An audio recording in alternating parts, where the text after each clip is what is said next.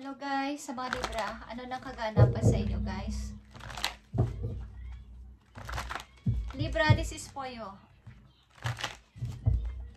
August 16, 2025. August 16, 2025 sa mga Libra. Tingnan natin ang kaganapan sa mga Libra sa kasalukuyan dito guys. At mga paparating na mensahe sa inyo. I need ng 4 messages dito na mahalaga for you. Mahalagang message for you. I want to go na. Saan ka pupunta, Libra? Okay, unang message for you. Princess of Coins. Ilan sa inyo ay naghahanap ng trabaho? Ilan sa inyo ay hinahanap ang sarili sa ibang lugar para sa pagpapalago sa money? Okay? Maaring patuloy kayong nagtatrabaho. O something na kahit bata pa kayo o nagsimula kayo sa pagkabata, ay talagang matrabaho na kayong tao. Ayaw nyo nang humihinto. Gusto nyo yung lagi may income. Okay? Sa mga Libra, bata pa kayo, maybe dito ay kayo ay trabaho ng trabaho. At ang ilan sa inyo dito, breadwinner. Okay? Second message for you. Nakita nyo ba itong 2 of coins? Okay. Meron kang pinamimilian na 2 trabahong mahalaga. Alin ba dito ang dapat kong piliin? May 2 opportunity kasi dito, Libra, na nag-iisip ka kung saan ka, kung alin dito ang pipiliin mo sa 2 na to. 10 of Wands. Meron ka kasing dinadalang mahirap na problema. Okay? Mabigat na pasanin. At 3 of Coins is here. Okay? Ito ay about sa pag-uumpisa uli. Pag-uumpisa uli sa paghahanap ng money o pag-iipon ulit ng pera. Pagamat okay ka na dito sa trabaho mo na to na isa, is may gusto ka pa ulit na, kumbaga, may start pa na isa para mas lalo pang umangat yung pera mo o yung ipon mo. O mas magandang offer nung kabila. Magandang offer nung isang trabaho. Pag malaki ang sahod, mas tatagal ako doon o mas maganda yung alok sa akin. Pero okay ka na sana sa una mong trabaho. Kaya lang ang daming problema. Nagkukulang na rin ako sa ipon. Mukhang kayo talaga ay aalis. Okay guys? May pupuntahan kayo. Katulad na una ko sinabi. At Queen of Swords is here. Pipilitin nyo maging matapang sa hamon ng buhay at maging matatag kahit mag-isa. Kahit ang kapalit ito ay kalungkutan nyo, basta kasi nga marami kayong responsibilidad, maraming problema, maraming pinapasan. Siguro problema ng may problema ay pinoproblema nyo rin, Libra. Problema ng mga kamag-anak nyo, problema ng hindi nyo na dapat problemahin, pinoproblema nyo pa din. Kaya kayo ang nagdadala ng lahat at kayo ang nagbibigay ng suporta, lalo na sa pera. Okay? So kahit na okay na sana kayo dito sa unang trabaho, gusto nyo pang mas malaki pa o mas maganda pa. Sapagkat nga marami nga kayong siguro bayarin or kailangang mas umangat pa ako sa money para dito. Okay, mukhang naubusan kayo ng ipon ng ilan sa inyo sa pagbibigay. At yeah, sad to say, ilan sa inyo dito ay maaaring kayo yung nag-suffer. Wala naman tumulong. Wala naman nagbigay ng help nung kayo yung nawalan. Okay, para sa mga Libra, ito ang inyong finances and career message. Okay, transporter is here.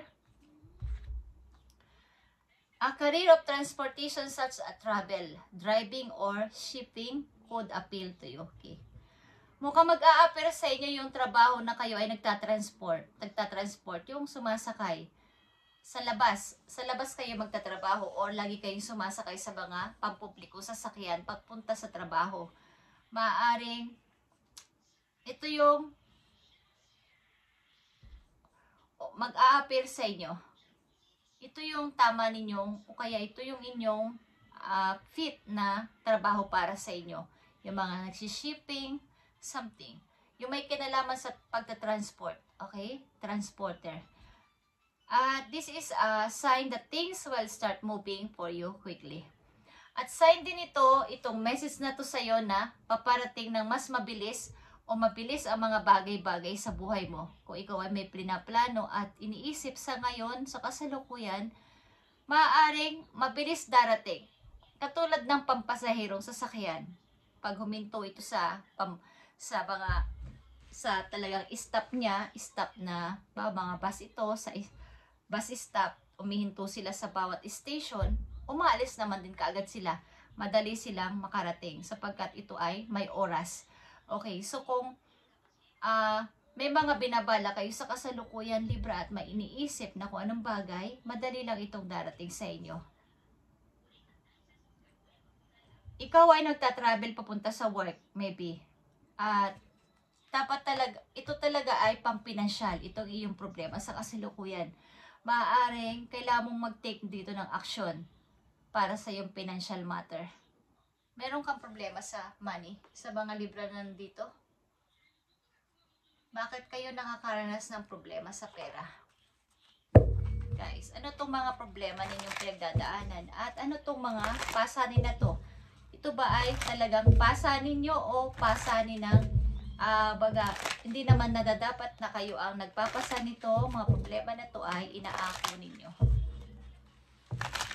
Maring kayo inaasahan dito, lalo na sa financial. Ano ang mga nakapalob dito? Bakit may problema ganito ang mga Libra? At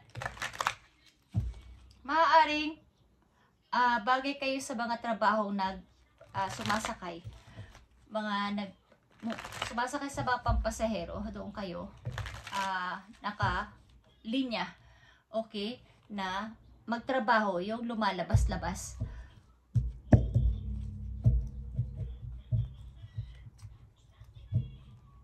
Nagbabiyahe, okay? Ilan sa inyo driver, o kaya ilan sa inyo ay nagsishipping, something shipping na trabaho, at sa mga travel, driving. Okay. Tinatin Libra ang inyong message. Ano ba nakapalob sa 10 of Wands, guys? Dito sa problema na to, sa pasanin na to, ano nakapalob dito para sa mga Libra?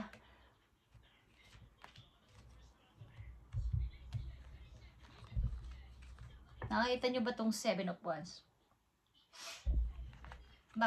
Bago dumating itong 7 of Wands, itong 10 of Wands na to, marami kayong kinukonsiderang tao sa paligid. Sa halip na nandun na kayo sa taas, meron na kayong pag nagtatagumpay na kayo sa buhay, pinapakinggan nyo palagi ang kanilang mga hiling, ang kanilang mga pakiusap, ang kanilang mga favor. Sinusunod ninyo, tinutugunan.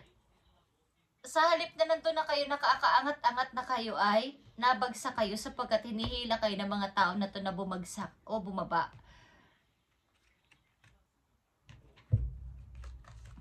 Okay. The Hermit.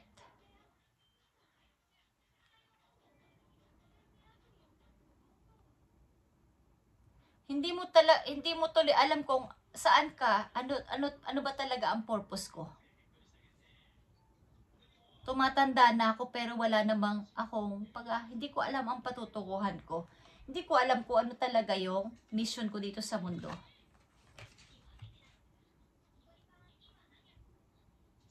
Minsan nakakakita ka ng bagong pag-asa pero parang nawawala. Bigla na lang na naglalaho. Andyan na sana yung opportunity, naglalaho. Ang nangyayari tuloy ay nadidismaya ka, nadidisappoint ka, Libra.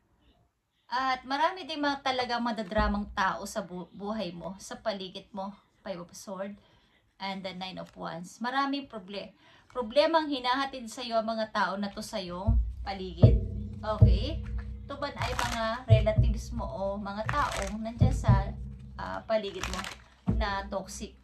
Is pinipigilan ka ng mga tao na to na ikaw ay umunlad. Gusto nila pare-pareho kayo nakalubog. Okay? Tingnan natin itong trabaho na to, itong 2 of Pentacles na to. Ano ba ang nakapalob dito sa 2 of Pentacles na to? Ano nakapalob dito para sa mga Libra? Mukhang kayo aligagang aligaga. para sa paghahanap ng mas mataas pa na sahod o mas aangat pa kayo sa pera. Okay. Nakapalob dito is Queen of Swords.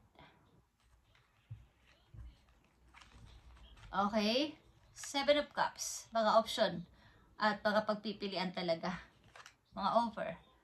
At ito nga. Pag-iipon ng pera. Seven of Pentacles. At mukhang pinapairal nyo man ang inyong nagiging minsan isa kayong cold heart. Nagpapaka-cold heart kayo sa lahat. Pero andito pa din yung inyong pusong mabait. Talaga mapagbigay. Hindi nyo matiis sa baga kahit kayo nagsalita na hindi na, no na, hindi na kita tutulungan, hindi na kita papakinggan. Pero andito pa din yung puso ninyong napakabait. As a Queen of Swords na ito is, may pagka-mabait na person ang karakter na to dito sa message na to. Okay? Hindi niya pinapairal yung kanyang pagkamatigas bilang isang Queen of Swords dito. Parang, nandito pa din yung puso ninyo na lumalambot kapag meron kayong nakikitang nahihirapan, nangihingi ng tulong. At maaaring yung dumarating sa inyong opportunity dati o dumating na opportunity ay hindi nyo nakita o kaya pinalagpas ninyo. Kasi alam niyo may ipon kayo eh. Meron naman ako naiimpok. Kaya nga lang ay unti-unting nauubos. Ay guys, Libra. Unti-unting nauubos kasi nga kayo ay walang pinahihindian. Madali kayong maawa at madali kayong lapitan din. Okay. Tingnan natin ang paparating na message for you, Libra. At para to sa'yo. Ano ba ang gustong sabihin sa mga Libra? Sa inyong kasalukuyang sitwasyon. Anong dapat ninyong gawin at anong dapat ninyong malaman? Paparating na message for you. I need 2 messages. Okay. Kailangan ninyo ng bagong emotion, guys. Ace of Cups is here. Yung kayo ay mag-relax naman at tumawa ng maayos. Talagang maging masaya muna. Buuin ulit ang sarili. Okay. Nakita nyo ang Queen of Pentacles. Paparating sa yung message sa ito. Queen of Pentacles, pag-angat talaga to sa pera. At the Temperance is here.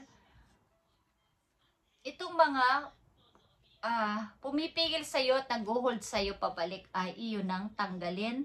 Okay? Yung mga tanikala na to sa'yo mga paa na ikaw ay takot, ikaw ay nagtitiis, nagpapakatyaga, nagpapakasakripisyo ay iyon na tong tanggalin.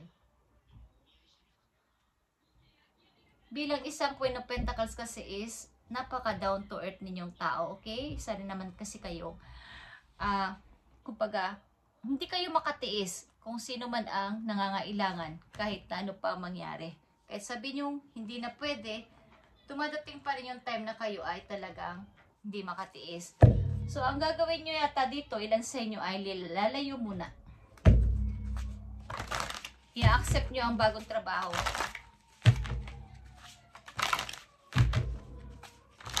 Message mo kay Libra. Sa mga Libra, message mo sa mga Libra. Para to sa'yo, Libra.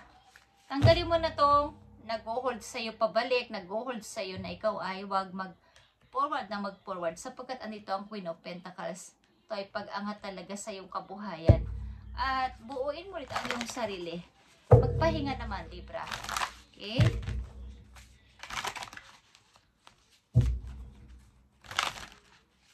Para sa mga Libra, sa inyo tong sarili.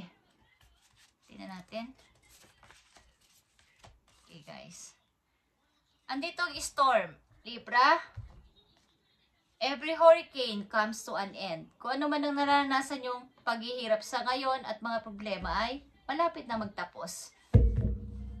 Lahat ng storm, yan ang storm kasi sa buhay, buhay ninyo, yung mga problema, yung mga dumarating na hindi nyo inaasahan is yung mga, kaya nga may mga kidlat, natatakot yung mga tao sa kidlat, sa kulog, is ito yun, yung sa halimbawa sa buhay ng tao, yung bigla ang pagdating ng problema, is matatapos na to, guys. At hindi mo deserve ang salt, deserve mo ang sugar. Okay. Maaring may mga tao talagang humahadlang sa'yo o nagagalit sa'yo, Libra, na ikaw ay wag umangat. At binibigyan ka ng problema. Nakakakita ka man ng bagong pag-asa, biglang parang naglalaho. Okay? Nasusunog bigla. O parang naglalaho. Okay, guys? At mandali ka kasing talagang, kumbaga, kinoconsider mo yung kapakanan nila. At hindi naman yun masama. Kaya lang ay bigyan ng boundaries at limitasyon ang ibang tao. Malapit na magtapos itong hurricane. Every hurricane comes to an end. Malapit mo na itong maranasan, yung magkaroon ka ng kalayaan. At maaring andito din yung pagtatalo ng isip mo sa pag-ibig at saka sa karir mo. Kasi nga mayroon kang responsibilidad. So, paano yung pag-ibig ko? Kailan ko kaya ito mapapansin? Okay. Or bibigyan ng maraming percent. Maraming porsyento. Message po sa mga Libra na nandito sa reading. Nandito ang Blue Jay at ito ay inyong intuition, guys. Ito ay the High Priestess, okay? You are encouraged to follow your feelings and intuition, Libra. This is a reminder that your personal power is in your own hands. That you are free to take flight anytime if you find yourself in a situation that doesn't suit you anymore. Kung napipil mo na talaga na hindi bagay sa'yo tong nararanasan mo na to, katulad ng mga una ko sinabi, hindi bagay sa'yo o hindi mo deserve ang mga bagay na to sa buhay mo, mga taong humahadlang sa buhay mo ay iyon ng layasan o ikaw ay ready to flight na. Ikaw ay magta-travel maybe. Ilan sa inyo, lalayo. Kumbaga ay makinig ka sa iyong feelings at sa iyong nararamdaman, sa iyong puso at sa iyong isip. Pakinggan mo. To ay Blue Jay, okay? To ay intuition, guys. Pakinggan mo ang iyong sarili this time. Kailangan mong magkaroon ng free and take flight anytime if you find yourself a situation that doesn't suit you anymore. Kung nararamdaman mo sa sarili mo na hindi na ako masaya dito, palubog ako ng palubog dito, hinihila nila ako pababa dito, hindi ako paangat kundi pababais, alisan mo, Libra, hanggat kaya mo at hanggat gusto mo, kung gusto mo lang. Sapagkat may mga magagandang paparting sa'yo doon sa hinaharap. Ano man ang inyong age sa ngayon. Lalo na kung kayo ay mga bata pa, is marami pa naghihintay na magagandang opportunity. Kung kayo ay hindi na masaya sa inyong kinalalagyan sa ngayon na sitwasyon, is kapag may opportunity is huwag nyo nang paligpasin. Sapagkat lumalabas dito ang Two of Pentacles, pagpili ito sa dalawang trabaho. Dalawang place din ito. Dahil nahihirapan ka na maybe. Hindi ko alam kung sa family mo, sapagkat meron din dito sa trabaho. Kahit ano pang gawin mo pagbibigay ng effort dito sa trabaho na to sa mga kasamahan mo is hindi ka nila magugustuhan sapagkat ayaw nilang andyan ka, Libra. At gusto nila sila yung mauna sa'yo. Hindi ikaw ang aangat. Okay? So, marami sa'yo ditong, kumbaga, sila ay mga bitter. Hindi mo deserve ang salt. Deserve mo ang sugar. Libra. Okay? Maaring may mga taong nagagalit sa'yo sa paligid but hindi mo naman alam. Wala kang alam. Kasi nga, mabait ka naman na tao. Okay? Silipin at tingnan natin ang inyong pag-ibig. Kung kayo nasa pag-ibig, guys. At naninimbang din kayo sa pag-ibig at sa karir ninyo. Kasi nga, gusto nyo makaipon. Silipin natin ang inyong pag-ibig, Libra. Nandito ang admire. At ito ay, it's time to think of everything that you admire in your partner. Kung kayo nasa relasyon na Libra is, bigyan din ninyo ng attention ng inyong partner. Huwag maubos ang oras sa kung anong bagay na hindi naman dapat kayo lang ang ang gumagawa nun. Okay? Kung kayo nasa pag-ibig at nasa relasyon, bigyan nyo siya ng time and mag-bonding kayo. Okay? Kayo ay nakakommit na, maybe ilan sa inyo ay mayroon ng kakommit na person or may karelasyon na, ibig sabihin may kasintahan na. Okay? Libra, this is your reading today, at kung hindi na bagay sa iyo ang sitwasyon na to at hindi ka na masaya, kapag may opportunity, i-accept mo. Ito yung nararapat para sa iyo. Okay? At sundin mo to kung gusto mo, kung ayaw mo ay nasa sa iyo pa din ang desisyon. At nababagay ka sa mga nagtatransport, yung sumasakay sa mga pampasahero sa sasakyan pag umaalis. Maaring yan ang magiging trabaho mo. Lagi sumasakay sa pampublikong sasakyan o nasa labas ang trabaho mo, nasa field. At maaring may kinalaman din ng ilan sa inyo sa trabahong travel, sa driving and shipping. Okay? Ito yung parang mag-a-appeal sa'yo. And maaring kayo ay magta-travel papunta sa work palagi. At kailangan ka nang mag-take ng action para sa iyong financial matters this time. Thank you, Libra, and God bless sa inyong lahat, guys. And pagpalain kay ni God sa inyong mga plano na to at sa mga iisipin pa. At makinig ka sa iyong intuition, guys. Okay? Huwag sa ibang tao. Thank you and God bless, Libra.